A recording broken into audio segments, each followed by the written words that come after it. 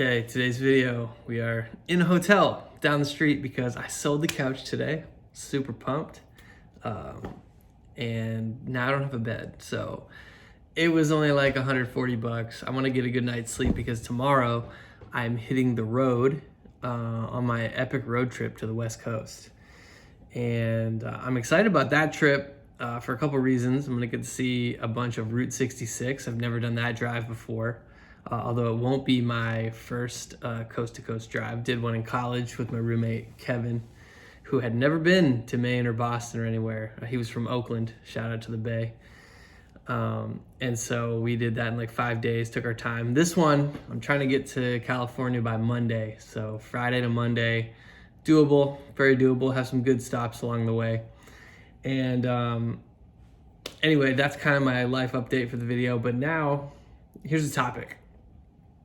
I got a great comment from a friend who runs a small business, and he actually bought my course on how to make content, and I've kind of been, through our friendship, helping him with, different ideas. How can he make more videos and photos and, do advertising for his business? And it was cool because he left me a comment on episode 12. He said, hey, vlog 12, super powerful. He said he was off social media for a while. He stopped posting because although he was posting more, he wasn't getting the engagement, which is like what I was saying. Why am I getting less likes? I'm posting a bunch, but less people are engaging. What's happening? And he said he needed to step away to see the bigger picture because he was noticing it wasn't connecting with people on an emotional level. And that is so important. Why do we watch movies, listen to music? Like, we're trying to connect and escape. We're trying to escape our reality for a moment, and we're trying to connect emotionally. Like, you hear a song, it reminds you of a person, or it reminds you of like a specific time in your life, or a moment, or an event. Like, the reason that music is so addicting and movies are addicting is because it transports you to a place that you were before, and you're always wanting to get back to that place. Music and movies are very nostalgic in that way. And it's dangerous. It's a dangerous thing, right? But also, it's a good thing because we do want to be reminded that life is amazing and we can have those feelings, right? We can have feelings of love, feelings of sadness, right? Even sadness, feelings of happiness and joy. And it's the same thing when you're, trying to get people to connect to you as a brand or a personality and your company and their product. Like, your product needs to move somebody emotionally. The storytelling at least needs to move them to the point of selling. If it's all logic, even if it makes sense to somebody, it still doesn't mean they're gonna buy, right? There's a whole psychology to sales that I haven't learned everything about. I've learned some things, but within the psychology of sales, a lot of it is the emotional buy. Now, the important part is you don't want to be manipulative with the emotional buy because people out there, it's hard-earned money and they really need it for stuff that they need. And so his business in particular, it actually helps people with their, physical disease and stress. And, it's actually like, I actually cannot wait to see him when I get to California because he does chiropractic, right?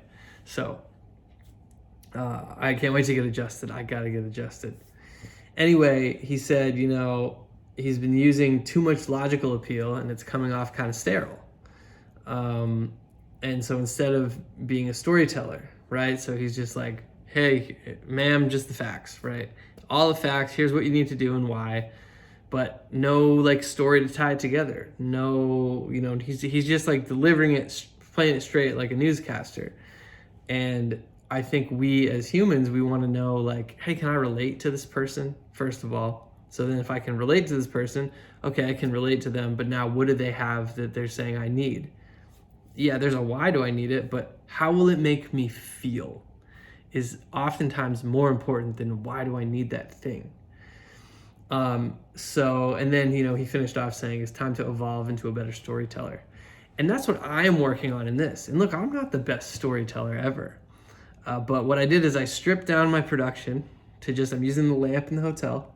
I have a timer on my other phone, which is inactive. I just have the one phone here that I actually use. And I'm using my iPhone front-facing camera, the selfie cam. So not even the best camera, and my goal is to make a video, like I keep saying, every single day. But for me, my only tool I really have right now is storytelling. And I had a bunch of different ideas of what I was going to talk about today, but this one came in honestly like an hour ago when I got this message, and it was powerful because I saw somebody who was already getting something out of one of my vlogs, and it reminded me that I need to be a little more charismatic too. I like to call myself a learned extrovert.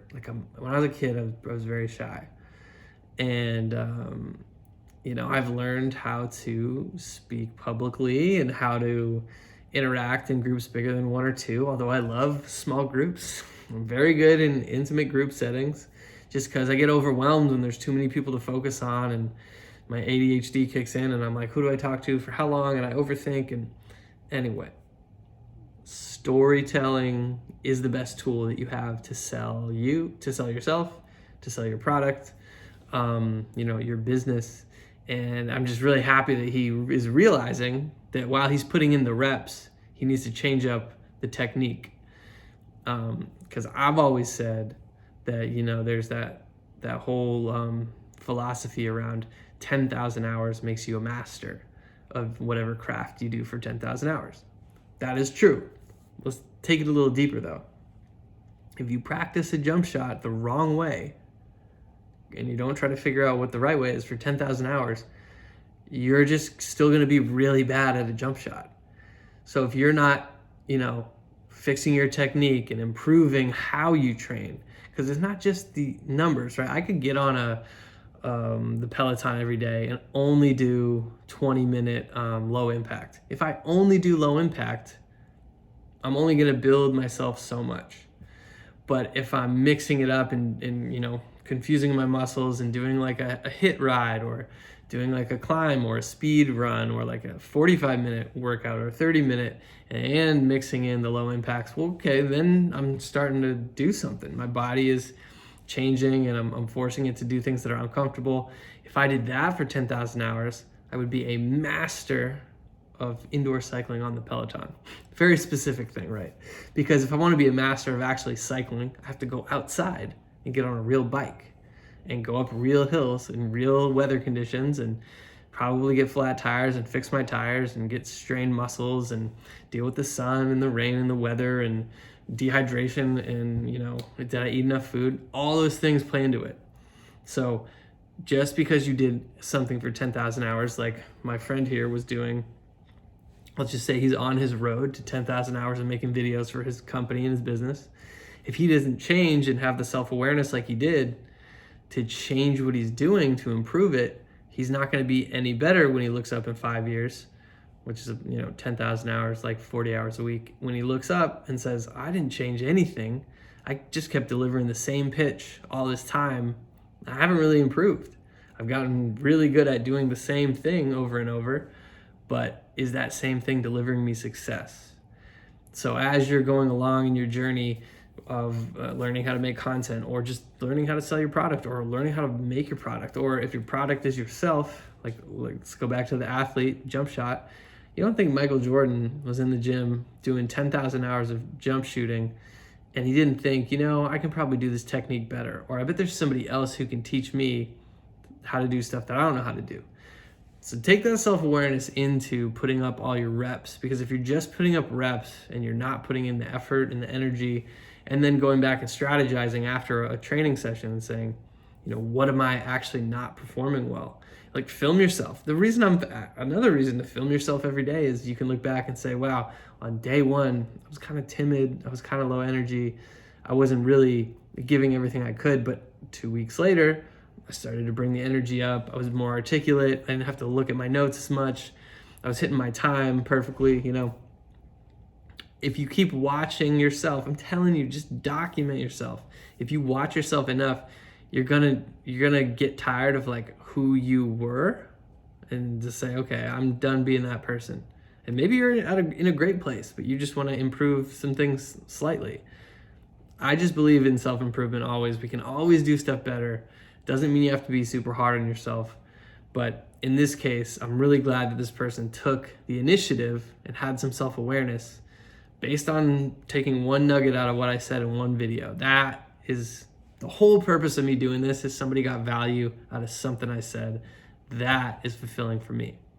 So that's the video for today. Tomorrow, hopefully we get on the road, and that's the goal. And we head out west to California. I'm definitely gonna get a good night's sleep. I can pick either king bed.